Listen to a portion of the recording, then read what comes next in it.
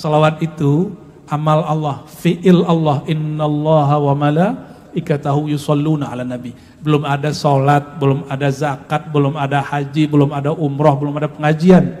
Allah sudah bersolawat kepada Nabi Muhammad sallallahu alaihi wasallam.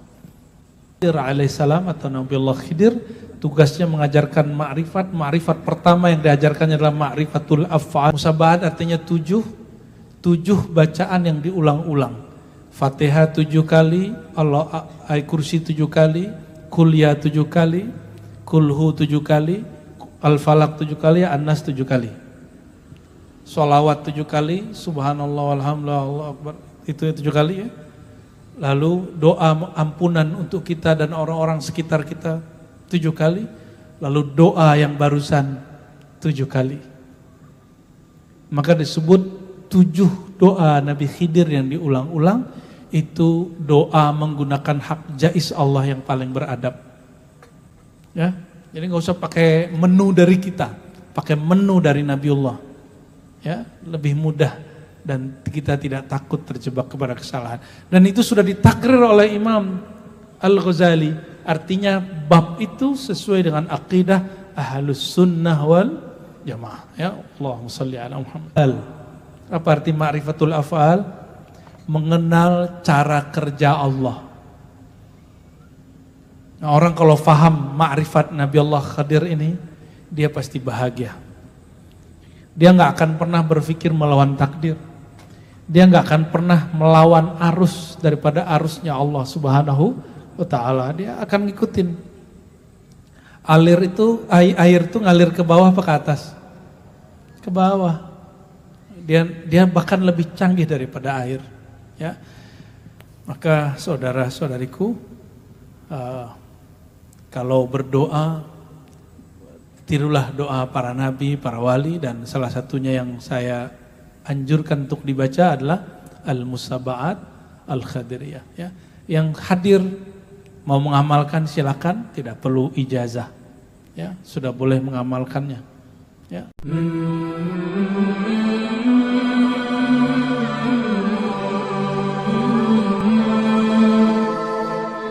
Semoga yang hadir malam ini bersaudara secara nur imaniyah. Amin ya rabbal alamin. Dan salawat dan salam kepada zat yang dirinya adalah nur zat, ya, yang sering disebut oleh Imam Asy-Syadzili. Allahumma salli ala Sayyidina Muhammad an-nuriz zati wa sirris sari fi jami'il asma' wa sifat. Di belakang hikam kita jadikan itu wirid hikam, ya. Maka nanti di belakang ini juga ada salawat masyisyiyah. Nanti tolong tim hadroh dipelajari cara mengiramakannya, ya. Salawat Nurzati gampang lah, tapi yang masyisyiyah agak panjang. Tapi isinya adalah tentang ilmu kemakrifatan kepada Allah Subhanahu wa Ta'ala. Baik, saudara-saudariku semua yang tidak mungkin disebutkan satu persatu, mari kita mulai tawassul membaca membaca kitab Al-Hikam yang nanti la tastaghrib. Ini belajar bahasa Arab ringan. Jangan merasa gharib. Apa arti gharib? Panik, aneh, asing. Jangan norak. Terhadap apa? Apabila wuku'ul aqdar itu apabila ada kekacauan terjadi di dunia, bencana terjadi di dunia. Kok negeri kami kena bencana ya di dunia? Yang gak kena bencana pun ngeluh. Mungkin usahanya mandek, ya, bisnisnya lagi kurang oke. Yang sehat pun masih ngeluh. Ngeluhnya gak tahu kenapa, sehat aja masih ngeluh, apalagi yang sakit.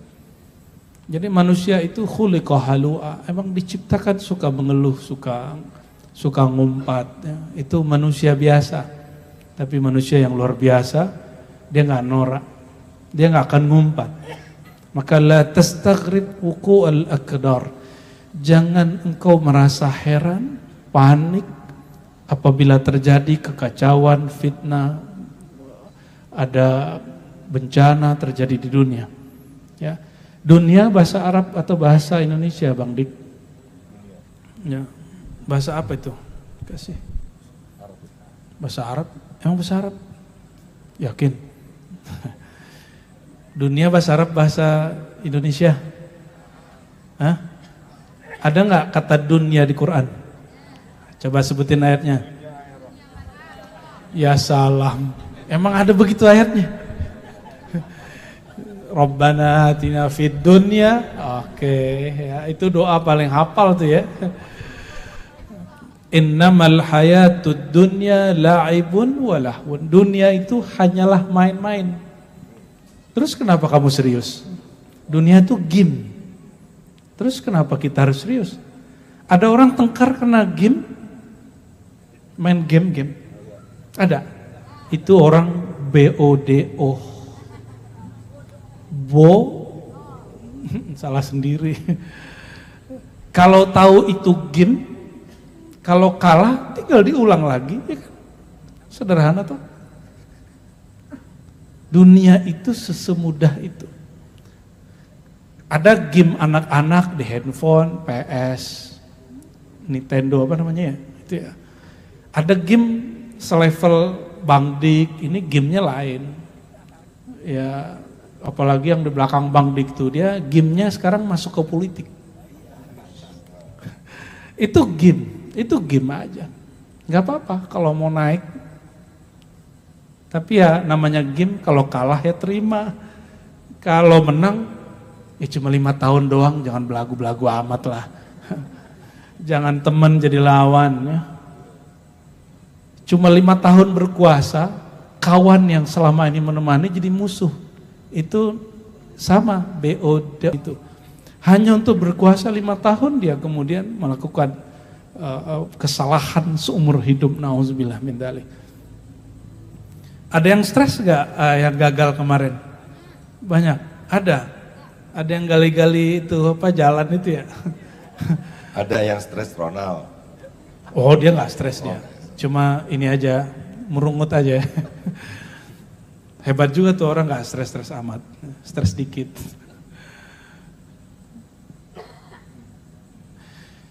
Selama engkau masih di dunia, begitu kata Ibnu Athaillah As-Sakandari, maka jangan heran, jangan norak, jangan panik kalau ada kekacauan, ada masalah. Yang udah punya kerjaan, di kerjaannya ada masalah nggak? Ada. Ya, yang jomblo masalah gitu. Bener, serius. Pengen nambah masalah nggak? Nikah.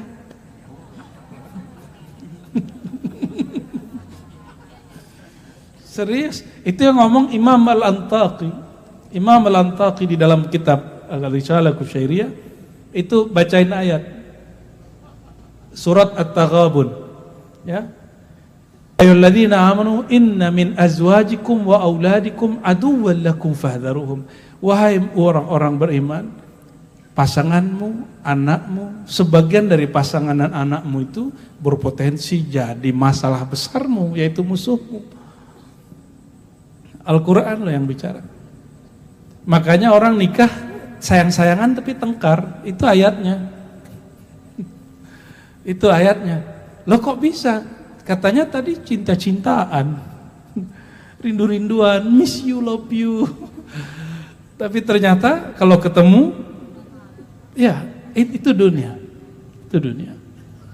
Yang gak tengkar itu cuma di surga. Gak ada cemburu. Sudah tahu hari-harinya, sudah tahu jam-jamnya. Kalau sekarang belum tahu Bang Dik. Fa innaha ma abrazat illa ma huwa mustahiqqun wasfiha. Kalau gula itu pahit atau manis? Jadi kalau minum sesuatu yang ada gulanya pasti manis.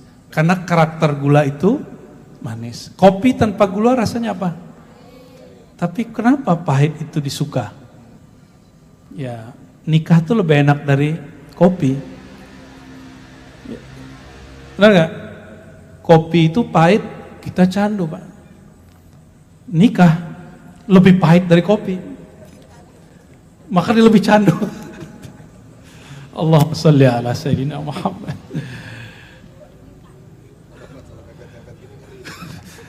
Gak apa-apa, karena dunianya jomblo ingin menikah, dunianya orang sudah menikah ingin nambah. Dunia orang gak punya kerjaan, pengen dapat kerjaan.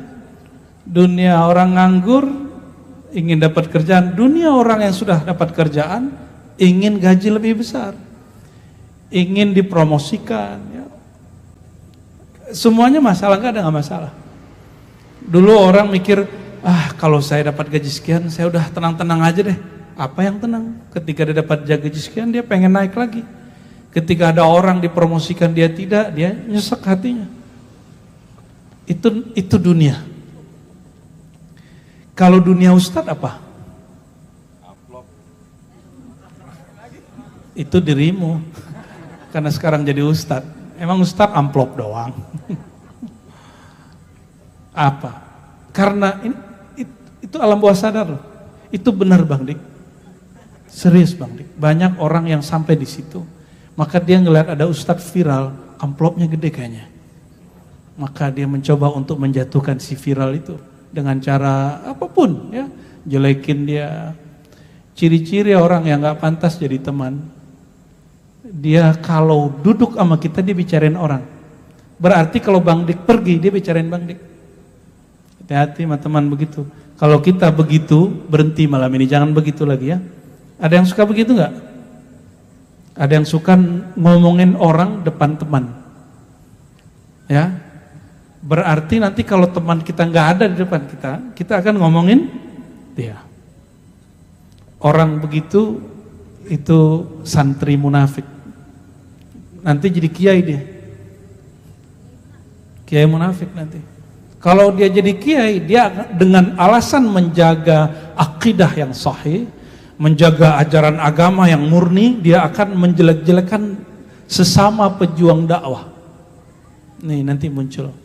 Kalau politisi lawannya politisi. Nah, kalau kiai ya lawannya kiai. Saya sering sampaikan ini, kalau dunia muncul di kolbu dai, di kolbu ustadz, di kolbu ulama, itu yang disebut ulama su. Jadi ulama su bukan ulama pro 01, 02 atau 03. Jadi kiai boleh pro 01, boleh pro 02, Bang Dik kan 02 kan? Bukan kiai nggak apa-apa. Boleh pro 03, ini contoh.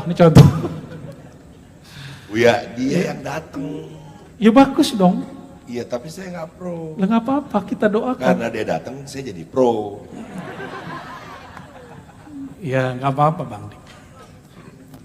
Bagus Bang Dik. Untung yang datang yang menang.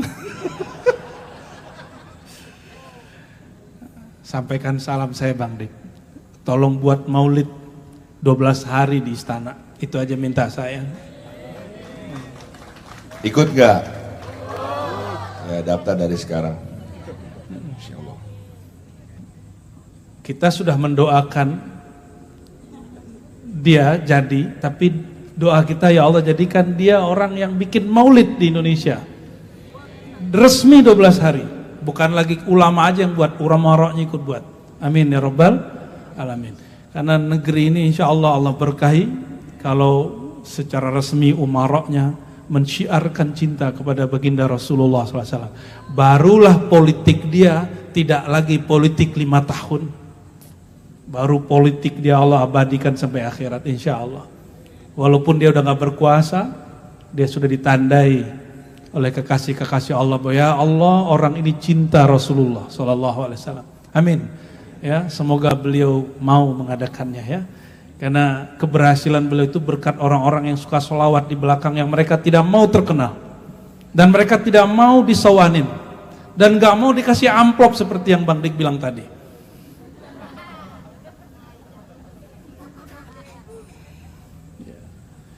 Ulama su itu yang menduniakan agama. Menduniakan bukan menduniakan bahasa umum. Yang memasukkan nilai dunia di dalam agama. Hati-hati. Itu ulama su.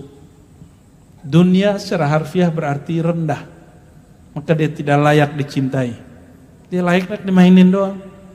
Ini dunia, habis diminum, nunggu 1 jam 2 jam lagi dibuang kan?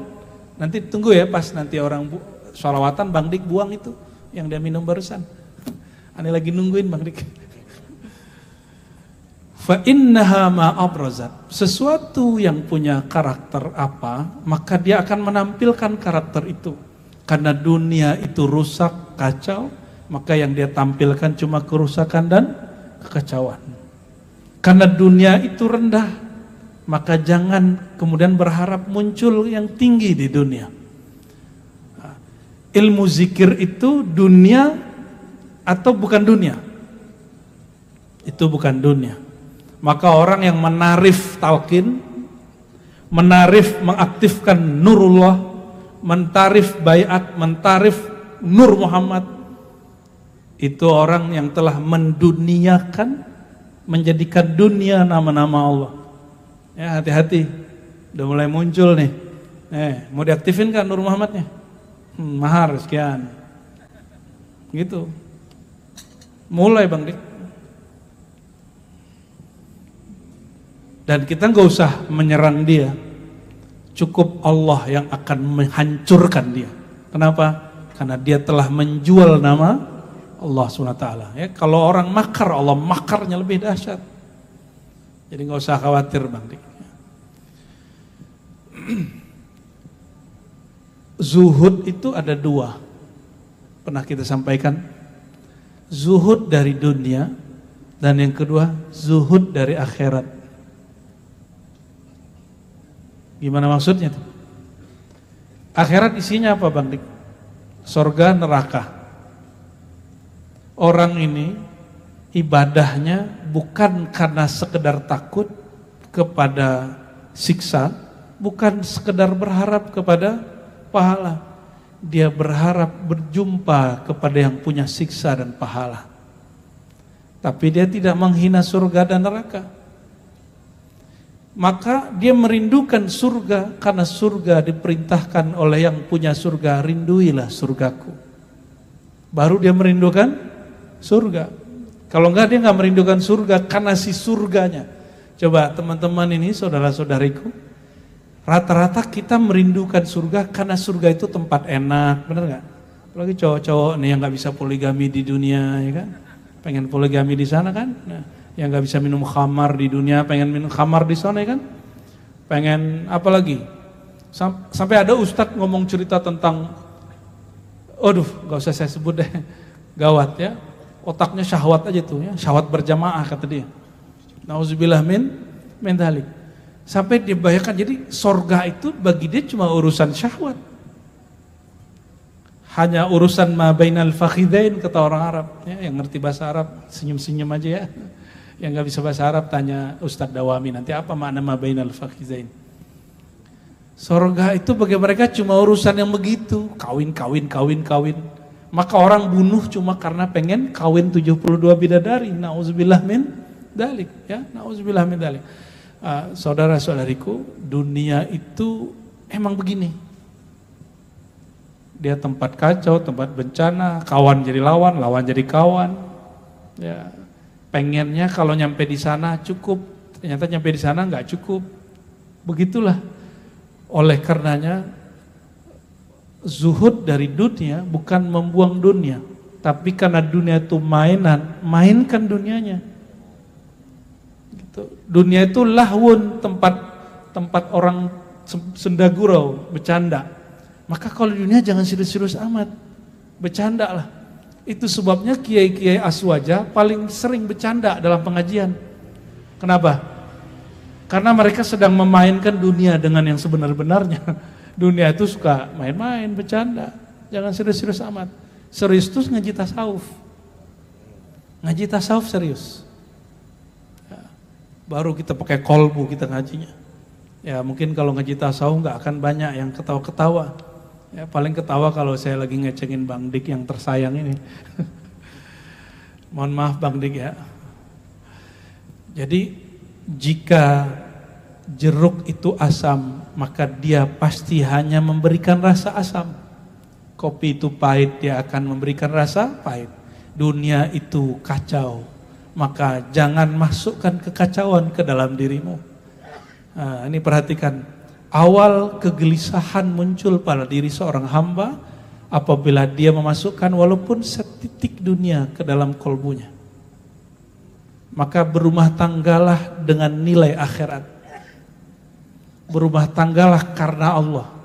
Punya anaklah karena Allah. Bekerja karena Allah. Ngaji ini pun karena Allah.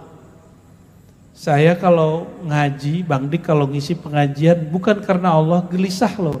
Kalau honornya cuma 5 juta. Mantan artis kan, masih ngartis. Ya. Buya tuh kalau ngomong suka bener ya. Gelisah pasti.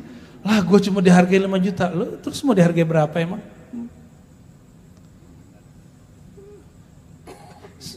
Kalau apalagi kalau Bang Dik orang lagi bangun masjid, jangan terima honornya, balikin. Ya, itu saran saya karena Bang Dik sudah ngustad kan sekarang. Gak bisa ngomong deh kalau kali ini. Buya, nyerah. Ya, Allahu Akbar. Pokoknya kalau saya ada urusan dengan masjid Buya, saya nggak pernah masang harga. Tapi kalau ada motivasi buat satu tempat komunitas, dia suka nanya Buya, berapa anggarannya? Kamu ada berapa? Gitu. Saya jarang Buya, saya malu sama Buya lah. Keren juga tuh, kamu ada berapa kalau dia punya 1 M? Seneng bener itu. Salah lah. Gitu. Oke, lanjut. Buya sedikit lagi dong Buya. Kalau ada kepanikan sementara dunia adalah senda gurau, ada nggak ibadahnya kita? Nilai ibadah, apa kita berzikir, kita bersolawat? Bukan zikir. Ya gimana? Mengenal yang punya mainan ini. Kita harus tahu yang punyanya siapa. Kalau sudah kenal yang punya mainan, cari tahu modulnya.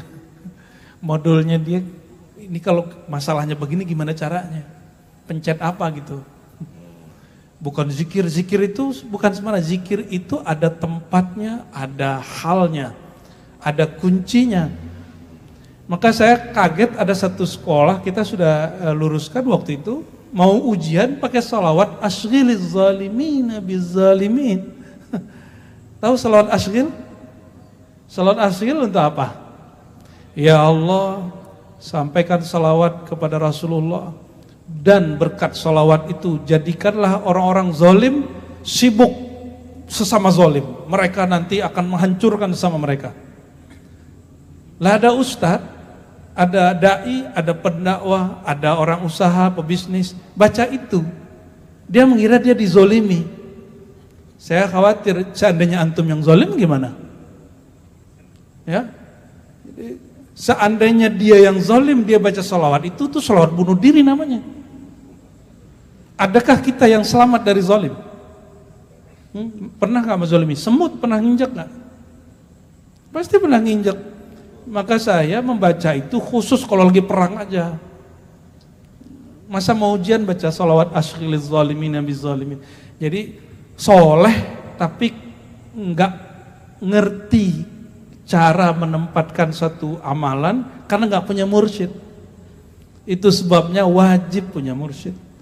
Mursyid itu tahu nanti ini sholawat obatnya untuk ini. Maka mursyid itu tabibur ruh wal qalb, ya. Mursyid itu tabib rohani, tabib jiwa, ya. Jangan sembarangan pakai sholawat, pakai zikir. Lagi ngegim pakai takbir kan lucu. Allahu Akbar kan gitu, hancur nanti PS-nya. Ya, hancur PS-nya, santai aja. Jadi mengenal si pemilik mainan lalu ambil modulnya. Maka kita akan santai memainkan mainan itu. Coba pertama kali orang main game sering kalah nggak? Ya. Lama-lama dia menang, lama-lama dia bosan nggak? Dia ganti mainan. Begitu dunia. Ya. Oleh karenanya bukan sekedar zikir tapi kenalilah si pemilik mainan. Dunia ini milik Allah, maka kenali si pemain hakiki adalah Allah SWT. Jadi si pemain sebenarnya siapa? Allah itulah sutradara sebenarnya. Ikutin mainan Allah Subhanahu wa taala. Ya. Jangan terlalu menghayati peran kita sebagai orang yang tinggal di dunia. Coba tugas utama kita hamba Allah. Bang Dik mungkin menjadi suami, menjadi ayah, menjadi motivator, jadi ustadz barangkali hari ini. Atau ada yang jadi anggota TNI, jadi karyawan, ada anggota polisi, ada yang jadi guru. Jangan terlalu serius. Sungguh-sungguh ya, serius jangan. Apa beda sungguh-sungguh dengan serius? Kalau sungguh-sungguh kita ada niat, maka kita capai dengan sepenuh hati. Semampunya. Tapi kalau serius, itu kemudian di bawah hati, nah itu nggak baik. Kita boleh kasih perhatian, tapi jangan kemudian itu perhatian menyita diri kita semua. Ini yang membuat orang panik, membuat orang-orang kemudian putus asa. Coba seandainya orang terlalu menghayati dia jadi karyawan, jadi PNS, jadi anggota segala macam, tiba-tiba dia diberhentikan pekerjaannya, itu pasti stres. Ya, pasti stres. Yang memberi rezeki tempat bekerja atau Allah? Yang memberi rezeki atasan atau Allah? Namun Allah memberi rumus, tidaklah bersyukur orang yang tidak berterima kasih menghargai sesama manusia. Maka tugas kita menghargai atasan, bukan nyembah atasan. Ya. Menghargai orang itu akhirat, bukan dunia. Tapi kalau cari muka orang itu dunia. Nanti dapat muka monyet. Ya, nauzubillah min dzalik. Ya, saudara-saudariku, ini dunia, relax. Ya. Kita serius kalau lagi bicara Allah. Kita serius kalau lagi bicara Rasulullah SAW. Serius kalau lagi baca yang berkaitan dengannya. Sang Maha Kekasih Allah Subhanahu wa Ta'ala. Jadi orang memohon, meminta kepada Allah itu ada dua jenis. Yang pertama, orang yang memohon kepada Allah billah, dengan seridhonya Allah, dengan semaunya Allah, bukan ngatur-ngatur Allah. Orang yang meminta kepada Allah tapi dia tidak ngatur Allah. Orang yang memohon kepada Allah tapi dia sedang tidak memaksa Allah. Orang yang memohon kepada Allah dan dia sadar bahwa dia hanyalah hamba. Dia tidak dapat mengatur Allah Subhanahu wa Ta'ala. Tapi kata beliau ya, karena ada dua jenis. Ada yang kedua, orang yang memohon kepada Allah lalu dia ingin ngatur-ngatur Allah. Terus ngomong, ya Allah kok saya udah minta sebulan 2 bulan kok gak dikabulkan. Saya udah minta 3 tahun nih kok gak dikabulkan. Ya Allah saya udah minta sekian tahun kok gak dikabulkan. Orang ini sering ngomong begitu. Ada yang ngomong begini, saya sudah usaha, saya sudah doa, saya sudah tahajud, sepertinya Allah itu tidak ada. Kenapa? Saya masih gini-gini aja katanya. Pernah dengar orang ngomong begitu? Saya sering dengar orang ngomong begitu. Ya, siapa tuh? Oh, ada di atas. Bukan gendruwo tuh di atas. Gak kelihatan soalnya. Kalian ketutup cahaya.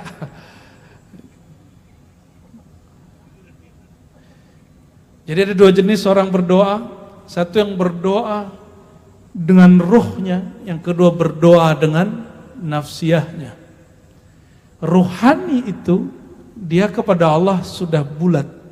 Dia hanya cerminan daripada sifat Allah Subhanahu wa Ta'ala. Maka si rohani ini dia tahu kapan Allah akan bergerak. Dan dia tidak menuntut Allah. Dia hanya memohon kepada Allah, semoga Allah selalu ridho kepadanya. Allah kalau sudah ridho sama kita, seperti Bang Dik sudah diridhoi oleh istri. Terserah Bang mau pulang kapan aja. Yang penting Abang pulang bawa ghanimah. Tahu ghanimah gak? Harta rampasan perang.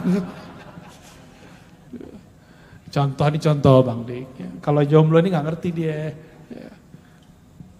S1 aja belum beres kan. mikirin nafkah. Datang di waktu yang tidak tepat itu.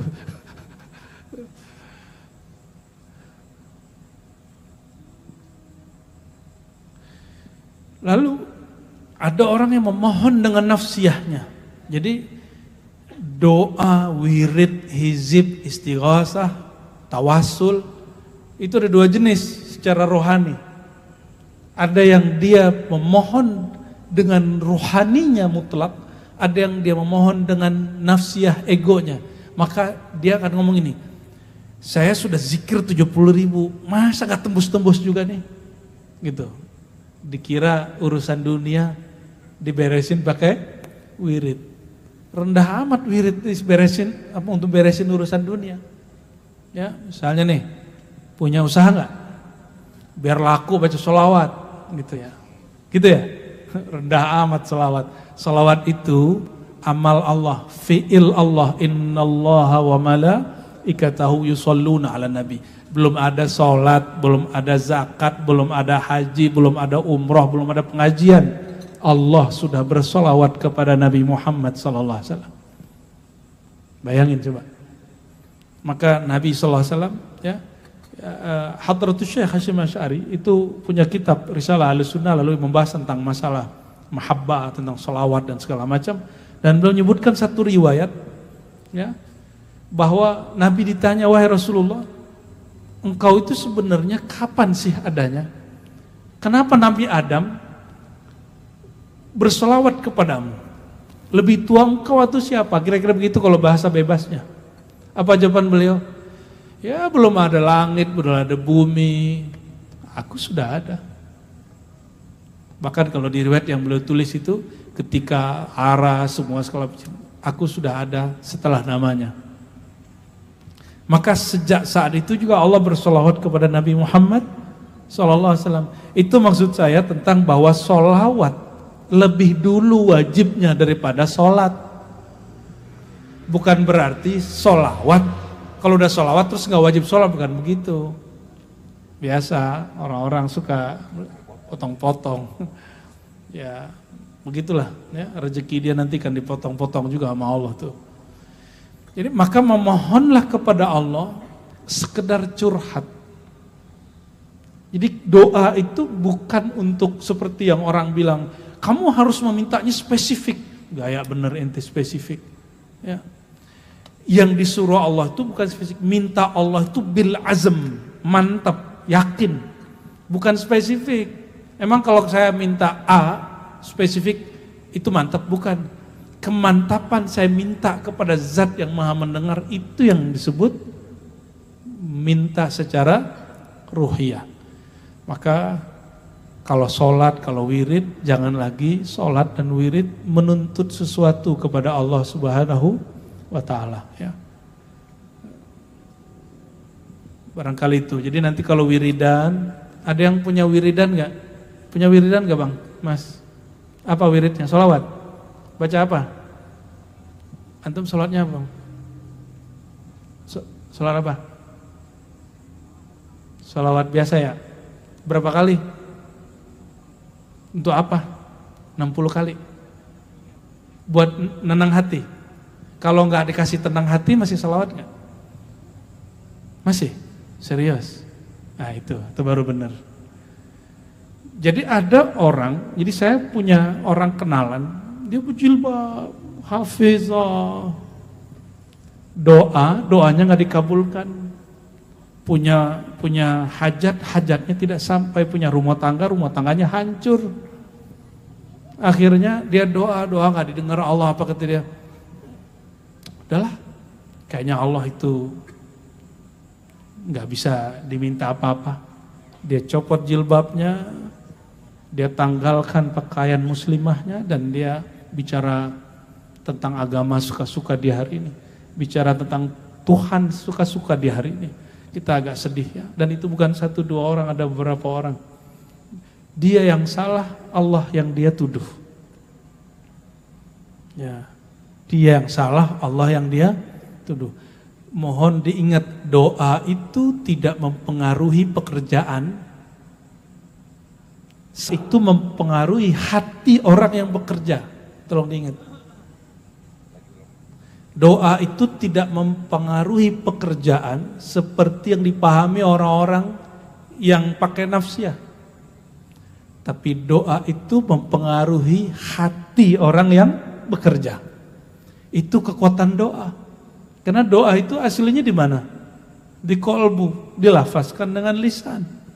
Maka disebut dalam hadis yang sahih, innallaha, ya, sesungguhnya Allah Ta'ala la yujib, tidak menjawab doa orang yang mana? Min qalbin ghafil, orang yang doa dan kolbunya lalai. Berarti doa itu urusannya kemana?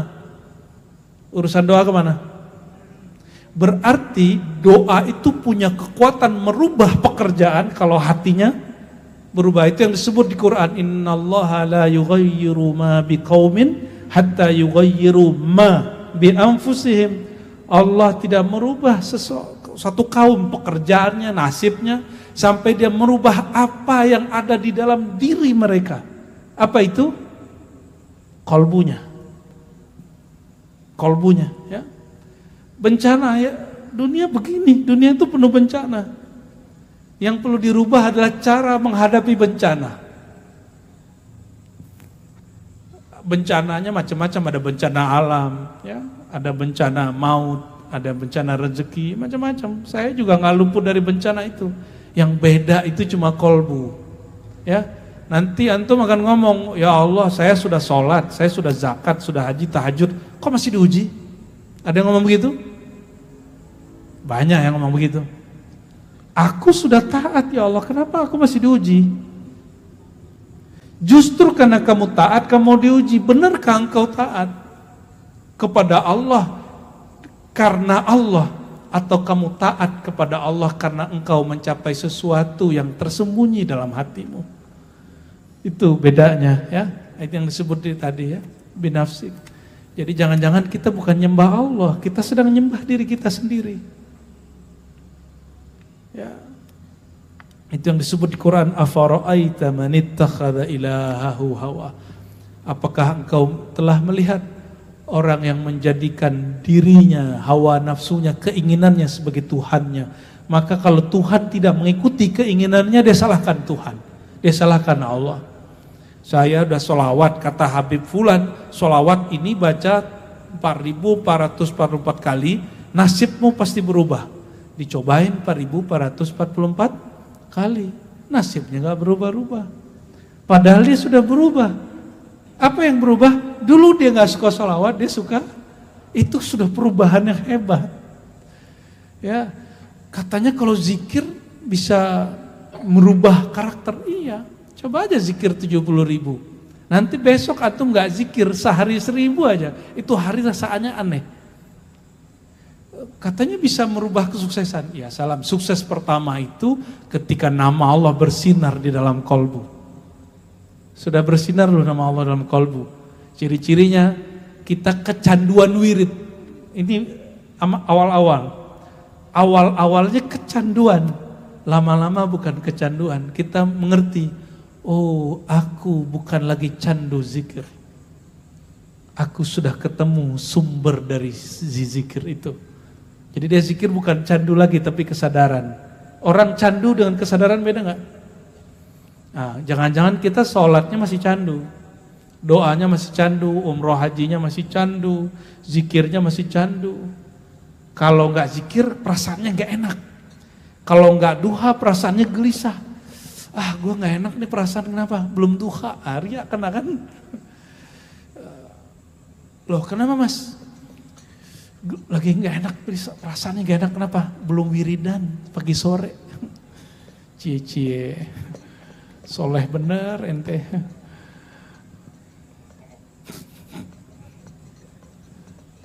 Allahumma sholli ala Sayyidina Muhammad wa ala ali Sayyidina Muhammad. Suksesan mereka kepada Allah dari awal memulai. Jangan terlalu mengandalkan diri, kita nggak sanggup ngatur rezeki orang. Ya. Maka kepada bapak-bapak, suami-suami, jangan terlalu takut urusan rezeki anak istri kita kalau kita mati. Ini banyak yang ngomong gini, ntar kalau aku mati siapa yang ngasih makan kamu? Kalau aku mati nanti anakku gimana? Emang yang ngasih rezeki waktu kamu hidup kamu. Yang ngasih rezeki istri, anak waktu kita hidup kita atau Allah? Oke. Kalau kita mati siapa yang ngasih rezeki mereka? Masih Allah. Jadi gak usah khawatir. Gak usah. Ibu-ibu juga gak usah khawatir kalau hamil. Saya hamil takut nanti kalau saya mati. Hamil yang ini anak saya yang sebelumnya gimana? Yang menghidupkan anakmu sebelumnya kamu apa? Allah. Allah atau siapa? Allah. Kalau ada nggak ada ibu tetap aja hidup, ya. Jadi kita ini terlalu percaya diri tapi lupa diri, ya. Maka orang-orang yang sukses dari awal adalah orang yang mengenal visinya dari awal. Visi kita dari awal adalah kembali kepada Allah. Jadi dari awal bilang ya, kita ini di dunia hanya untuk mengabdi kepada Allah. Tapi perannya ada hari ini yang lewat UMKM, ada yang lewat Bangdik, ada yang lewat guru, ada yang lewat pedagang, ada yang terserah. Itu cuma peran. Tujuannya nggak boleh berubah, perannya boleh berubah, kerjanya boleh ganti. Yang penting tujuannya nggak boleh ganti. Orang kalau kerja itu sebelum akhir tahun itu rapat bikin apa? Merancang program tahun depan, benar nggak? Tapi tujuan visi misinya boleh berubah nggak? Visi misi itu nggak boleh berubah, visi utamanya. Yang berubah nanti cuma programnya. Dan visi kita hanya mencari ridha Allah Subhanahu wa Ta'ala. Orang kalau cari ridha Allah maka dia akan sesuaikan semua program hidup dia hanya yang diridhoi oleh Allah Subhanahu wa Ta'ala. Dan kami berdoa semoga yang kita lakukan malam ini diridhoi oleh Allah Subhanahu wa Ta'ala. Sekali Allah ridho, selama-lamanya Allah ridho. Sekali Allah menatap kita sayang, sampai nanti kita disayang oleh Allah Subhanahu wa Ta'ala. Namun kita siapalah pantas diridhoi oleh Allah, disayang oleh Allah? Yang disayang Allah cuma satu, Al-Habib Sayyidina Muhammad sallallahu alaihi wasallam, yaitu Nabi Muhammad sallallahu alaihi wasallam. Maka sholawat kita, ngaji kitab begini hanya mencari perhatian beliau. Moga-moga nama kita ada di dalam lembaran kolbu Nabi Muhammad sallallahu alaihi wasallam. Karena Allah menatapnya ke kolbu Nabi Muhammad sallallahu alaihi wasallam. Kalau ada nama kita, ada nama Raden apa? Rizki. Raden Rizki namanya sepanjang tali. Tali apa tuh? Ya, jadi Bang Dik aja deh. Ya, nama rohaninya apa Bang Dik? Abdurrahim Akmal, ya, baguslah itu. Ditulis namanya di situ. Contohnya begitu. Insya Allah. Min alamatin najah fin nihayat, maka ciri-ciri orang sukses berhasil di akhir perjuangan, akhir bekerja, akhir bertorikoh, akhir nyantri, akhir belajar, akhir kerja. Arju' ilallah fil bidayat. Dia kerja, nyantri, ngapain? Semuanya hanya untuk Allah Subhanahu wa Ta'ala, ya. Sederhana ya. Orang Islam itu sederhana, tapi sederhana ini besar. Allah jauh berdekat. Jauh berdekat. Beneran. Emang dekat? Sedekat apa? Sedekat apa Allah? Lebih dekat orang zikir la ilaha 100 atau 101? La ilaha illallah 100. Buya Mursal zikir 101. Lebih dekat mana sama Allah, Bang Dik atau Buya Mursal? Ayo, bingung. Mana yang lebih dekat? Yang 100 atau 101? 101. Wah, kejebak lagi deh. Allah itu maha dekat. Dan gak pernah menjadi lebih dekat karena zikir kita berlebih. Terus zikir buat apa? Zikir buat apa Bang Dik? Mengingat Allah, menghadirkan Allah. Kalau bisa ya, mengingat Allah itu untuk apa? Agar kita bisa apa ya Bu ya? Ntar ya Bu ya. Mengingat Allah itu apa dan untuk apa? Emang sanggup ingat Allah? Ingat gak Allah? Coba Bang Dik kalau berzikir tuh kayak gimana? Contohin dong. contohin aja. Zikir itu gimana? Subhanallah, walhamdulillah, wala ilaha illallah, Allahu akbar. Itu zikir. Itu kalimat zikir. Ada lagi yang lain. Apa ayo? Pokoknya kan zikir kan mengingat Allah. Zikir apa? Zikir kan. Jangan pakai za ya. Jadi gini, Buya, saya ingin jelasin tapi kan gak enak. Takutnya Buya ntar ketiban sama saya. Boleh dong ditiban. Saya ingat orang, saya ingat Bang Dik. Saya ingat Bang Dik deh. Dengan menyebut nama Bang Dik beda gak? Coba ingat wajah orang tuanya, perlu gak nyebut namanya? Oke, sudah belum? Sudah paham? Itu yang disebut zikir. Maka kita ini baru belajar zikir. Karena yang kita lakukan hari ini baru menyebut-nyebut nama. Belum mengenal dan mengingat yang punya nama. Jadi jangan GR-GR amat, udah zikir terus bilang aku udah zikir kok nggak dijawab. Emang zikirmu apa? Ya.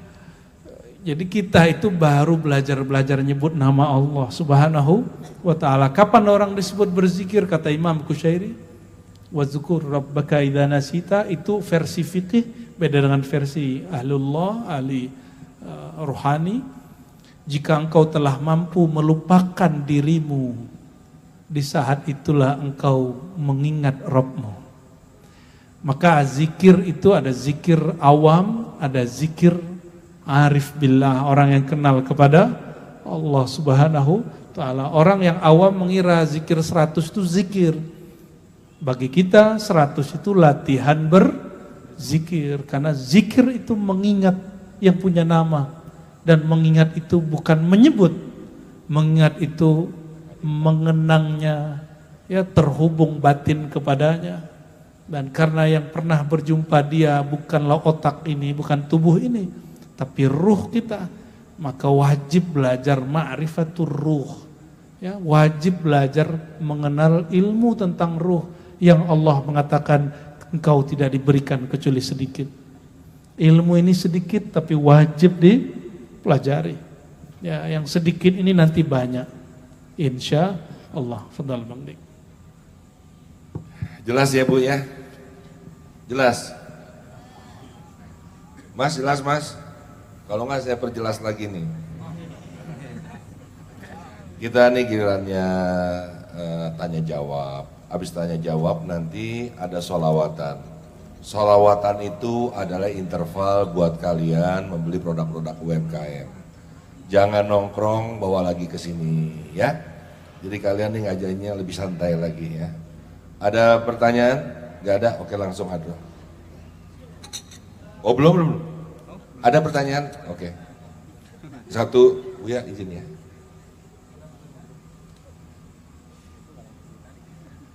Yuk.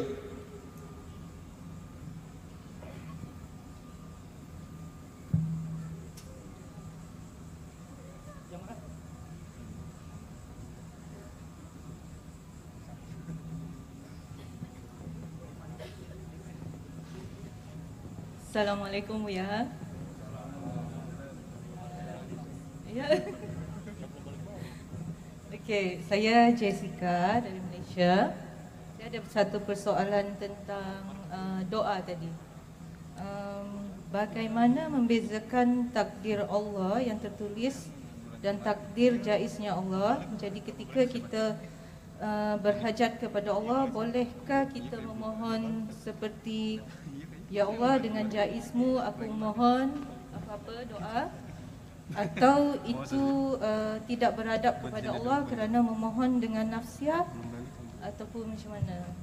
Mohon penjelasan. Ya, baik. Boleh bermohon dengan itu, tapi ada caranya ya. Baik, takdir itu ada dua tadi disebutkan ya. Takdir apa tadi? Mubrom, mu'allaq, itu versi ilmu akidah, ilmu kalam, tafsir apa? Takdir yang mubrom itu nggak bisa diubah. Kayak kita ini lahirnya di mana sih nih? Di Indonesia kan? Keturunan Arab apa Arab maklum. Kita kan nggak bisa request. Ya, dulu saya masih ingat waktu masih kecil orang-orang berpikir seandainya aku jadi anak presiden gitu kan. Nah, oh ternyata sekarang begitu. Kalau jadi anak presiden itu keren. Ya bisa ngapa-ngapain. Jadi orang terlahir sebagai apa itu nggak bisa request, itu namanya takdir. Takdir apa? Takdir mubram. Ada takdir yang mu'allaq, yang Allah gantung, itu belum terjadi. Takdir mu'allaq ini belum ketahuan nih kayak gimana. Ini secara takdirnya, secara diri kita. Tapi ada yang berdasarkan Allahnya, kudrat iradat Allah. Maka ada takdir loh mahfuz, ada takdir arsyiyah. Kalau takdir loh mahfuz, kamu dosa, kamu disiksa. Kamu taat, kamu dapat manfaat. Tapi kalau takdir arsyiyah, arasy itu tempat Allah menumpahkan rahmannya. Makanya ayatnya menyebutkan surat Taha, Ar-Rahman 'alal 'arsy istawa. Allah yang maha kasih sayang istawa, meratakan, melimpahkan kasih sayangnya kepada aras. Maka takdir di sana takdir rahmaniyah, takdir rahmat. Itu yang disebut jaiz. Jaiz versi ilmu ma'rifat. Ya, versi apa? Ilmu ma'rifat. Ya, di situ banyak wali Allah berdoa menggunakan hak jaiz Allah untuk merubah takdir loh mahfuz, tapi bukan untuk urusan pribadi. Hanya untuk urusan rahmatan lil alamin. Hanya untuk masalah rahmat untuk sekalian alam. Maka tidak elok memohon ubah takdir hanya untuk kepentingan diri sendiri. Itu sebabnya para ulama kita mengatakan, ya, dalam kitab Al-Qidah itu disebutkan keramat itu seperti haid perempuan, nggak boleh ditampakkan. Mohon maaf, ya, al-karamat, ya, kal haid binisbah ilan nisa. Keramat itu seperti haid bagi perempuan, itu haidnya para wali. Wali Allah itu haidnya apa? Keramat. Boleh nggak menunjukin darah haid ke orang, Bang Dik? Paham nggak darah haid? Kalau nggak menikah nggak paham, taunya teori doang. Boleh nggak nunjukin? Elok nggak? Nggak elok. Merubah takdir itu bagian dari karamah. Apa mana karamah? Gift kemurahan, memanfaatkan kemurahan Allah, dan itu hanya pantas untuk rahmatan lil alamin.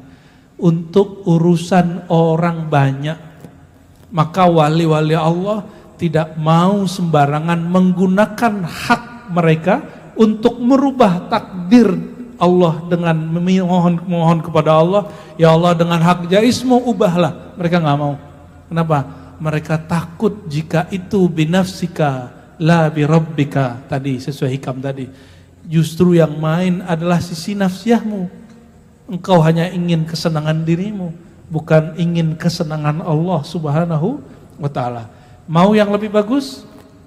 Coba amalkan al-musabba'at al-khadiriyah. Di surat kita di ribat ada musabba'at al-khadiriyah. Di situ ada doa di penutup, ada 3 doa di penutup. Doa intinya, Allahumma fa'al bi wa bihim ajilan wa ajilan ma anta lahu ahlun. Ya, wala taf'al bina ya maulana ma nahnu bihi ahlun.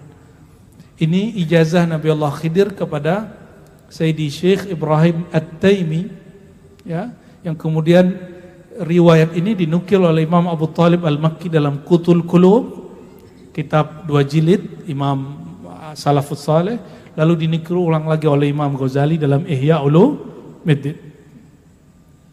Jadi bagi ahli hadis, ahli akidah, ahlu sunnah wal jamaah yang mu'tamad, Nabi Khidir masih hidup. ya, yang mengaku dia ahli hadis terus bilang nggak ada, kita curiga dia nggak punya sanad kepada Syekh Yasin Al-Fadani dengan sanad yang kuat. Ya, karena Syekh Yasin punya musalsal bil Khadiriyah, al-musafahah bil Khadiriyah. Musalsal, musafahah, salaman dengan Nabi Khidir itu ada. Dan beliau menyebutkan dalam kitabnya bahwa indal muhaqqiqin, menurut ahli hakikat, bahkan menurut pakar hadis kebanyakan, annahu hayyun, dia masih hidup. Ya, jadi yang bilang nggak hidup terus bawa-bawa imam oleh hadis itu kurang pas, ya. Karena kebanyakan oleh hadis percaya. Di situ di doanya, ya Allah, lakukan kepadaku dan kepada orang-orang yang terkasih di sekitarku. Nah, jadi mendoakan umat Nabi Muhammad, orang-orang terkasih. Di situ disebutkan orang tua, saudara, kawan, guru-guru. Kalau guru yang baca, dia muridnya dia sertakan, ya Allah, orang tuaku, pasanganku, anak-anakku, saudaraku, orang-orang belajar kepadaku, murid-muridku, semua didoain. Bahkan dia ikutkan umat Nabi Muhammad SAW. Ya Allah, lakukan padaku dan mereka yang terbaik menurutmu, bukan menurutku. Bang Dik, menurut Bang Dik, kaya itu berapa duitnya? Dengan kondisi Bang Dik sekarang, bukan yang dulu ngartis, bukan. Langsung aja Bang Dik, malu aja. Saya seberapa besar atau seberapa kecilnya nyetor sama istri, Bu ya? Iya, nyetornya sebesar apa sih? Ya udah. Tunggu dulu. Istri saya ada nggak sih? Ada yang nggak jadi, Bu? Ya udah. Kalau mahasiswa, duit banyak tuh berapa? Bisa beli kitab, bisa ngedate ya. Tiap-tiap orang tuh beda. Nah, saya nggak usah bahas itu karena Bang Dik mau jawab. Yang terbaik menurut kita mungkin cuma sekian, tapi terbaik menurut Allah lain. Bisa lebih banyak, bisa lebih sedikit. Jika Allah melakukan sesuatu, pasti terbaik menurutnya. Bukan terbaik menurut kita. Ini ilmu Sayyidina Al-Khadir alaihis salam. Jadi dari dulu sampai sekarang, Nabiullah Khadir alaihissalam atau Nabiullah Khidir tugasnya mengajarkan ma'rifat. Ma'rifat pertama yang diajarkannya adalah ma'rifatul af'al. Apa arti ma'rifatul af'al? Mengenal cara kerja Allah. Nah, orang kalau faham ma'rifat Nabiullah Khadir ini, dia pasti bahagia. Dia nggak akan pernah berpikir melawan takdir. Dia nggak akan pernah melawan arus daripada arusnya Allah Subhanahu wa Ta'ala. Dia akan ngikutin. Air itu ngalir ke bawah apa ke atas? Ke bawah.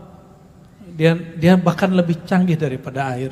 Ya, maka saudara-saudariku, kalau berdoa, tirulah doa para nabi, para wali, dan salah satunya yang saya anjurkan untuk dibaca adalah Al-Musaba'at Al-Khadiriyah. Ya. Yang hadir mau mengamalkan silakan, tidak perlu ijazah. Ya, sudah boleh mengamalkannya. Ya. Sudah dapat Bang Dik Al-Musaba'at Al-Khadiriyah? Musaba'at artinya tujuh bacaan yang diulang-ulang. Fatihah 7 kali, Kursi 7 kali, Kuliah 7 kali, Kulhu 7 kali, Al-Falaq 7 kali, An-Nas 7 kali. Sholawat 7 kali, Subhanallah, Alhamdulillah, Allah Akbar, itu 7 kali ya. Lalu doa ampunan untuk kita dan orang-orang sekitar kita 7 kali. Lalu doa yang barusan 7 kali. Maka disebut 7 doa Nabi Khidir yang diulang-ulang. Itu doa menggunakan hak jais Allah yang paling beradab. Ya, jadi nggak usah pakai menu dari kita, pakai menu dari Nabiullah. Ya, lebih mudah dan kita tidak takut terjebak kepada kesalahan. Dan itu sudah ditakrir oleh Imam Al-Ghazali. Artinya bab itu sesuai dengan akidah Ahlus Sunnah wal Jamaah. Ya, Allahumma shalli ala Muhammad. Insyaallah ya. Sudah ya teman dari Malaysia. Terima kasih ya. Jauh-jauh datang yang luar biasa. Ada pertanyaan dari Majelis Ribat melalui YouTube ya. Silakan Wendy.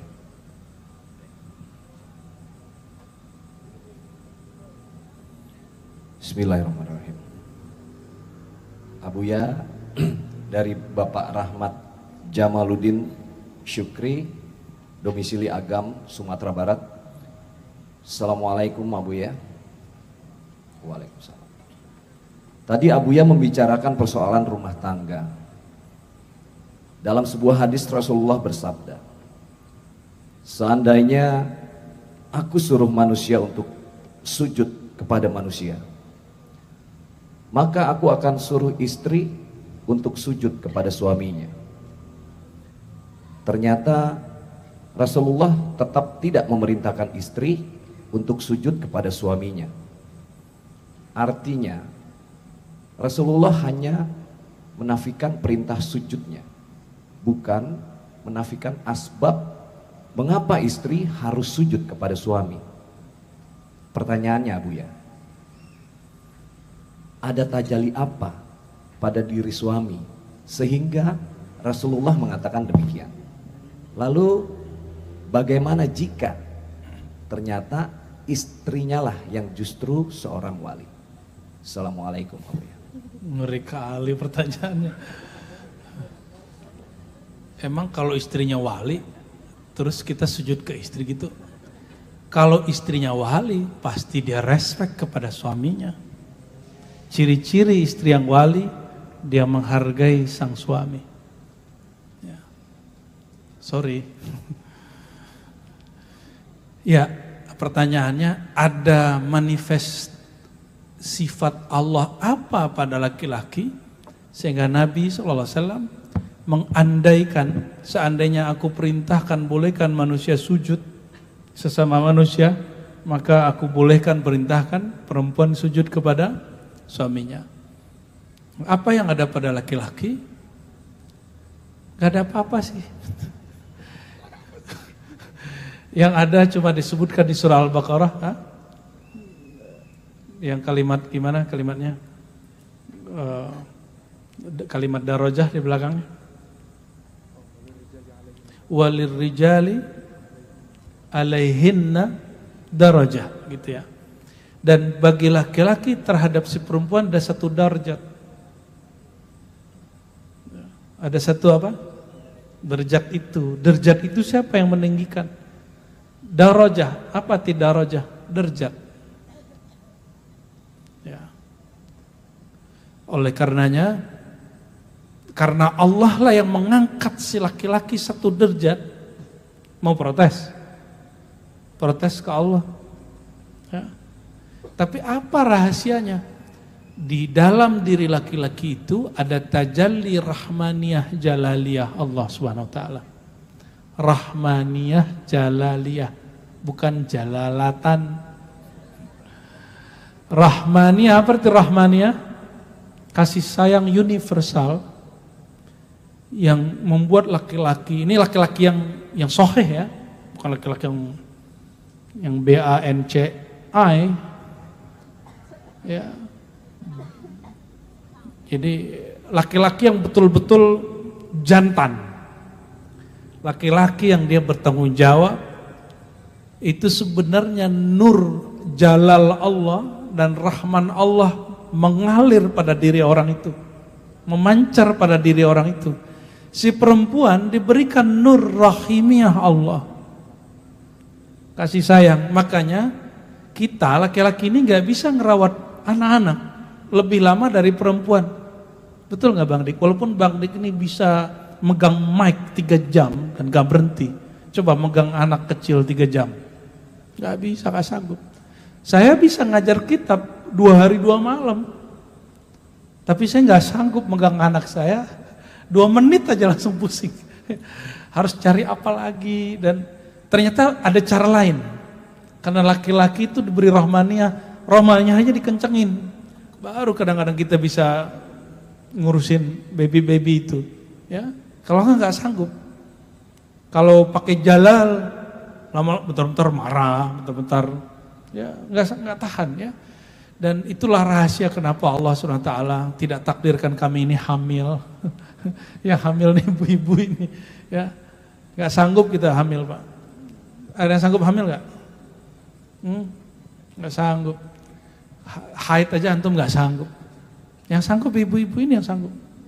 Jadi latihan Allah untuk ibu-ibu ini luar biasa, ya. Walaupun ini bukan di masjid kan, jadi boleh tepuk tangan lah untuk ibu-ibu ya. Bid'ah Bang Dik, bid'ah. Jadi apa tajalli? Ini pertanyaan si Bapak Rahmat tadi ya. Apa, kayaknya aku kenal deh orangnya. Siapa sih orang itu?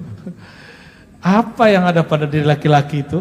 Yang ada dari laki-laki itu adalah Nur, Rahman, dan Jalal Allah Subhanahu. Apa yang ada di perempuan? Rahim ya. Maka di Quran dikatakan setelah litaskunu ilaiha wa ja'ala bainakum mawaddatan warahmah. 2. Dan Allah jadikan antara kalian ada sifat Allah antara kalian itu mawaddah dan rahmah. Maka orang akan gagal membangun rumah tangganya jika tidak dengan mawaddah dan rahmah ya. Dan itu kalimatnya bainakum. Enggak cukup laki aja atau perempuan aja. Laki-lakinya mawaddah rahmah, perempuannya tidak, gagal. Mau dia ustadz, mau dia motivator, mau dia orang biasa, sama. Karena kalimatnya wa ja'ala bainakum, Allah jadikan di antara, maka saling. Beda dengan kalimat pertama, litaskunu ilaiha, supaya kamu mencari ketenangan padanya. Berusaha, maka carilah kenyamanan kepadanya. Gimana caranya? Senengin dia, sayangi dia, gitu ya. Semoga Allah Ta'ala menjadikan kita orang-orang yang mendapatkan limpahan mawaddah dan rahmah Allah Subhanahu wa Ta'ala. Amin.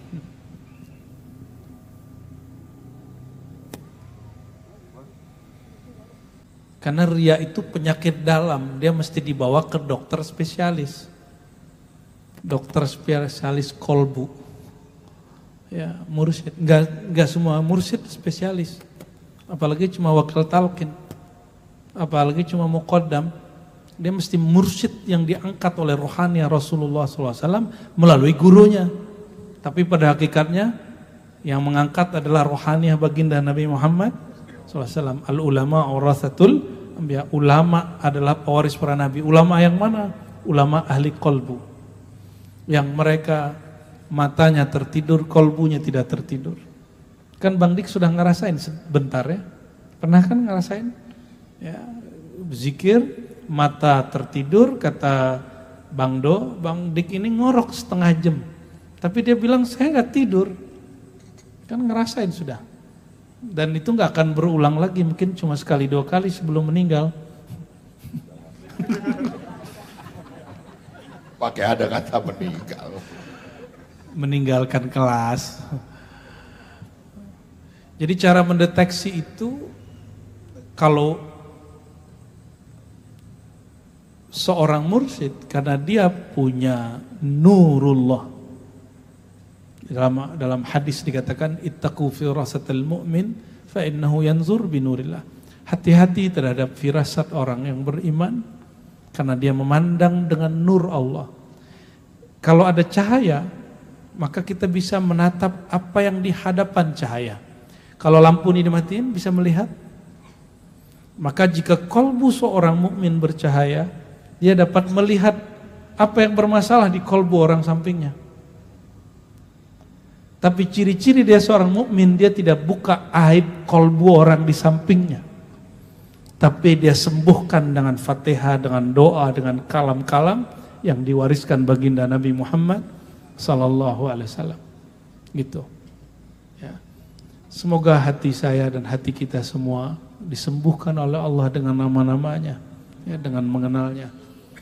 Nah, lalu bagaimana seorang mursyid sampai kepada kondisi seperti itu? Paling itu yang bisa kita jawab. Si mursyid diajarkan oleh gurunya, ini penyakit hati, ini obatnya. Nah, obatnya itu itu zikir khafi dengan penuh kemakrifatan. Zikir yang riya itu tampak atau tidak tampak? Riya, apa arti riya? Berbuat pengen dilihat orang. Berbuat ingin eksis di hadapan orang. Posting pengen dilihat orang, pengen di like, pengen ditonton, itu bagian dari riya. Ya, siapa tahu nanti Ustadz Dawani ini viral kan? Jangan ngeliatin mulu videonya, ada yang nonton gak ya? Ada yang nonton gak ya? Capek begitu. Ya. Cukup syukuri, terima kasih ya Allah, Engkau telah jadikan aku orang yang membicarakan tentangmu. Ya. Kalau mau menyimak videonya, ingin muhasabah, kira-kira aku salah di mana tadi? Itu dianjurkan. Bukan ingin ngeliat nih udah berapa orang nonton nih, komennya gimana nih. Ada yang seneng sama aneh-aneh. Ya salam. Ya. Riya itu cuma boleh dalam urusan duniawi. Urusan ukhrawi nggak boleh. Jadi misalnya Bang Dik ini pengen beli mobil, kelihatan nggak sama orang? Itu riya. Boleh, kan urusan dunia. Ya, riya itu ada dua jenis Bang, kita udah jelaskan sebelumnya. Ada riya pengen dipuji, pengen ditonton. Ada riya yang kedua yang paling bahaya, takut ditinggal orang, takut dicaci orang. Wah, ini nih. Ya, itu riya yang paling bahaya. Maka salah satu sifat wali Allah itu la yakhafuna laumata laim. Dia tidak takut cacian orang yang mencaci. Artinya penyakit riya di dalam riya. Jadi yang pertama riya yang paling atas, ada riya di dalam riya yang tadi itu. Yang nomor 2, orang ini sudah sembuh. Maka ciri-ciri kekasih Allah itu dia sembuh dari penyakit riya. Kalau sembuh dari riya berarti apa? Ikhlas. Kalau ikhlas pasti wali Allah. Maka jadi wali Allah itu gak susah, ikhlas aja. Itu masalahnya, ikhlas itu susah. Lah ente pakai nafsiyah makanya susah. Pakai ruhiyah. Ruhani itu dia menyembah tanpa syarat. Ruhani itu dia ngajar tanpa syarat. Ruhani itu dia berbagi karena cinta. Itulah maka nanti mereka diundang di hadapan semua umat manusia nanti di padang mahsyar. Allah kemudian berkalam, mana ainal mutahabbuna fiyya, siapa yang dia cinta tulus ikhlas karena aku semata. Dikumpulin. Apa kata Nabi SAW? Walaisu bi'ambiya wala syuhada. Mereka bukan nabi, mereka bukan syuhada, tapi kecepatan pergerakan mereka kalbarq. Mereka seperti kilat langsung sampai depan surga. Gak dihisab, gak ditimbang, gak melewati sirat. Padahal melewati sirat, tapi mereka kata, loh kok nyampe di? Jadi mereka gak tahu kalau hisab itu ada, mizan itu ada, siratul mustaqim itu gak tahu. Itu cuma orang yang dia nggak ada riya di hatinya, yang ada cuma mahabbah kepada Allah Subhanahu wa ta'ala. Gimana latihannya? Latihannya zikir Allah. Tapi itu nggak akan berhasil kalau orang tidak ma'rifatullah. Ma'rifatullah itu kenal kepada Allah yang punya nama. Ya. Kalau kenal dulu Allah, maka belajar ma'rifat wajib sebelum belajar tarekat. Jangan dibalik. Hari ini orang belajar syariat, belajar tarekat. Akhirnya di kepala dia kebanyakan wirid. Mati wirid ini. Tapi dia nggak punya ma'rifat, nggak punya visi ujungnya. Ma'rifat itu visi ujung kita adalah ilahi anta maksudi. Tujuan kita hanya Allah sebenarnya. Dibaca ilahi anta maksudi, tapi hanya menjadi buah bibir. Tidak menjadi kemakrifatan. Tidak menjadi slogan yang sebenarnya. Oleh karena itu, saudara-saudariku, semoga tersinggung ya. Semoga tersinggung. Allah itu menyebut yang berterima kasih kepadaku cuma sedikit. Apalagi yang menyembah aku karena aku. Yang berzikir kepadaku karena aku. Kebanyakan zikir bukan karena aku, tapi karena dia punya hajat. Dia zikir karena dia punya tujuan. Dia zikir karena punya agenda-agenda nafsiyahnya. Maka kita sebenarnya masih terjebak pada riak-riak kecil di dalam. Semoga Allah mengampuni riak ini. Maka nanti suluk ya, nanti kalau surau kita jadi suluk nanti ya, suluk nanti dilatih zikirnya, diajarkan ma'rifatnya, biar kolbunya terlatih. Ya. Dan suluk itu sama dengan kalau kolbu lagi sakit, berarti kolbunya diinapkan. Kalau kolbunya sehat, berarti kolbunya sedang ditajamkan. Jadi kolbunya udah oke nih, berarti dia lagi dipertahankan ketajaman kolbunya. Karena semua kolbu kita bermasalah, bawalah ke tempat-tempat kholwat ya, ke tempat suluk, tempat-tempat masyayikh zawiyah, ribat ya, masyayikh, obati di sana ya. Jangan terjebak lagi nanti belajar sholawat untuk urusan duniawi, itu tambah penyakit kolbunya ya. Nauzubillah summa nauzubillah ya. Saya pernah dipotong oleh seseorang waktu menjelaskan itu ya, tapi saya lurusin kembali. Dan kita nukil kalam imam kita Abul Hasan Asy-Syadzili, apa kata beliau? Orang yang beramal amal akhirat tapi tujuannya untuk tujuan duniawi, naik pangkat, rezeki lancar, sembuh penyakit, abghadul ibad ilallah, itu orang yang paling dimurkai Allah.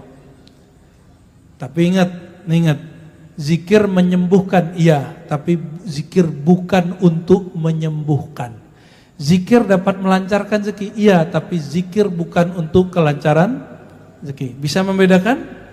Zikir tujuan adalah ridha Allah, sedangkan faedahnya boleh rezeki lancar, benefit kalau bahasa kita. Nah, orang berbuat itu bukan karena faedah, tapi karena maksud. Maksud dulu dikejar, jangan bunganya dulu yang dikejar. Jangan hadiahnya yang dikejar, tapi tujuan utamanya yang mesti dikejar. Ya, semoga Allah menjaga qalbu kita semua. Amin ya rabbal alamin.